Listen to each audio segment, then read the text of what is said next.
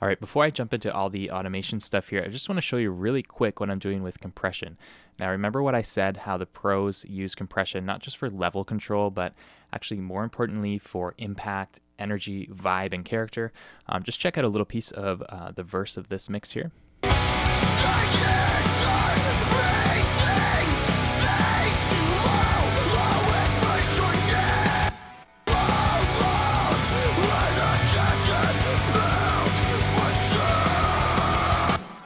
All right, now let's look at the main vocal compressor. By the way, there's another stage of compression on the SSL channel, but we'll just focus on this one.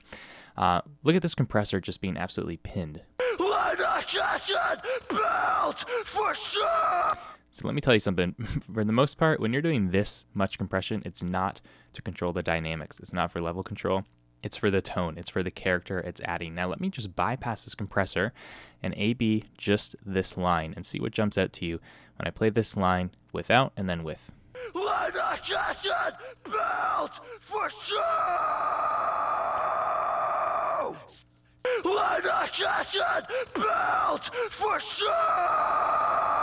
Okay, do you hear how it sounds like he is just twice as close in your face, pushing twice as hard? That's because of the way the attack and release is functioning on this compressor, and the more gain reduction you get, the more you're emphasizing that. It's also adding some saturation, some color.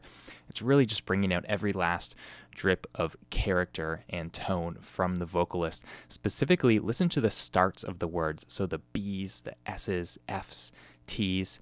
Again, listen without. So the words casket, built. Listen to that. This is without compression.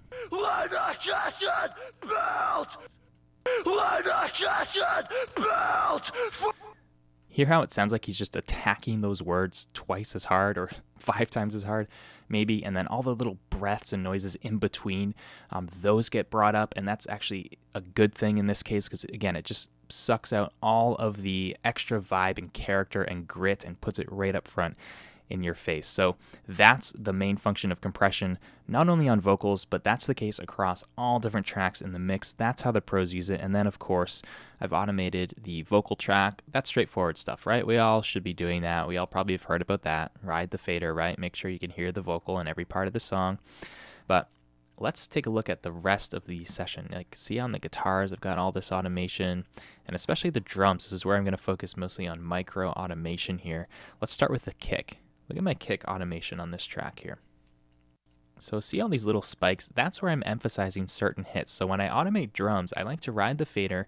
And by the way, if this looks like tons and you're like, oh my gosh, that would take so long, you got to just invest a little bit of money in at least one physical fader so that you can have your finger on the fader and just ride it throughout a song. So look at all this drum automation. You know, I'm doing basically one track at a time. I do have multiple faders now, so I can do a couple tracks at a time. Like for tom fills and stuff, but generally, you know, the song's 3 minutes long, so I might do a pass for kick and snare, I might do a pass for overheads and a pass for drums. That's only like, what, 10-12 minutes of work, and same thing with all the other tracks. So if you have a physical fader, it makes this a lot easier. I definitely recommend it. But anyways, back to the automation here. Listen to the kick automation here. Look at how I'm just, again, emphasizing up certain hits of the kick.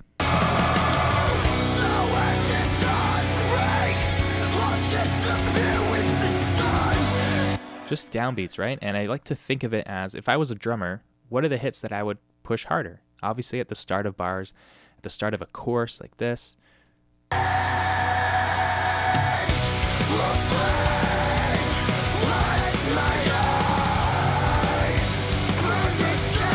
So again, if you were a drummer, after a long fill like that, you would probably hit that last or that first kick harder on the next bar. So we automate that up. And if you think about the drums, you know, we're compressing each individual channel. Then we've got them going to a drum bus and parallel drum bus, which are squashing them even more. We're really squashing a lot of dynamics out of the drums here, making them loud, more consistent, adding drum samples, all that stuff. And then we use automation to add those dynamics back in. That's what I'm doing here. Especially look at this breakdown here. Actually, if I go to the ending of the song, this is a really good example. So look at the automation here. I'll play it as it is here.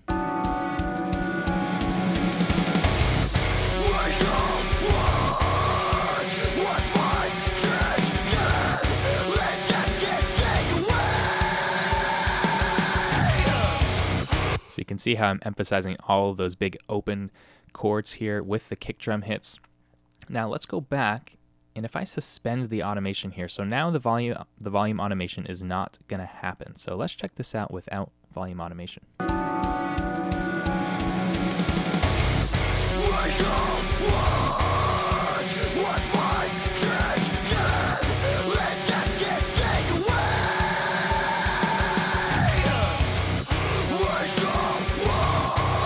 Okay, again, it doesn't sound like a bad mix, but listen to how much it just jumps out of the speakers more with the automation back on here.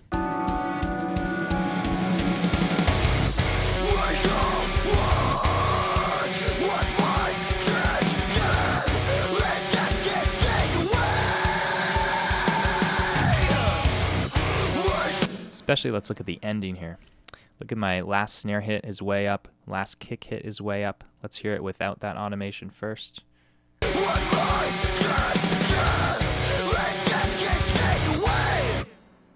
Now with.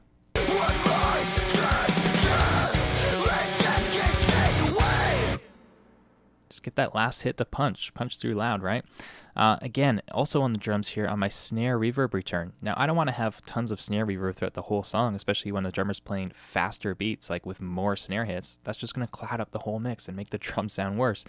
But on big, open, heavy parts here where there's lots of space between hits, I do want to have more snare reverb here. So see how the snare reverb is up there, down in these other sections. So I'm automating the snare reverb returns there. So it's not just volume. There's a lot of other things you can and should be automating. Overheads is another big one that I focus on drums. So with overheads, we want to hear all the crash hits, right? But if you have the fader up too high, it's just going to eat up all of the top end space in your mix and make your drums sound worse with just a constant cymbal wash.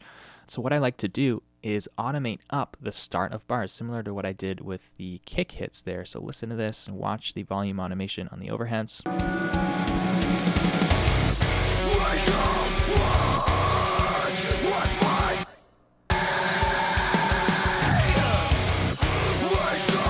If I just had the overheads up as loud as those big hits are here, it would just wash out the mix, make it sound a lot worse. So that's another big area where you can really get some easy wins and progress with automation is on the overheads there. And also in this section, in the outro here, there's a lot of stuff happening automation-wise. Just showed you the drums. Look at what I'm doing with the guitars. So we've got volume, where the volume just kind of comes up again, similar to the drums. Again, micro automation on the big hits. We're automating up those on the guitars.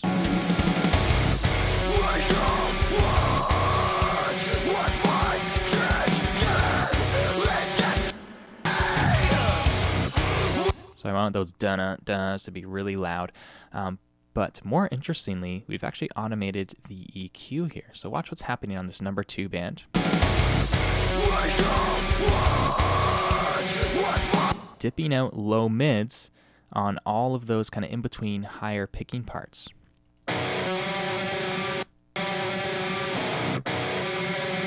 Now if I suspend or bypass this automation, listen to how much low-end muddy buildup is on those sections.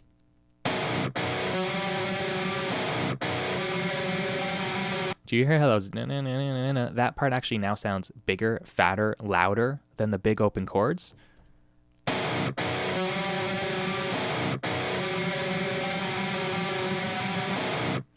We don't want that, obviously. So by dipping out the low mids with automation just on those sections, we actually make those big open chords sound a lot bigger. Check this out.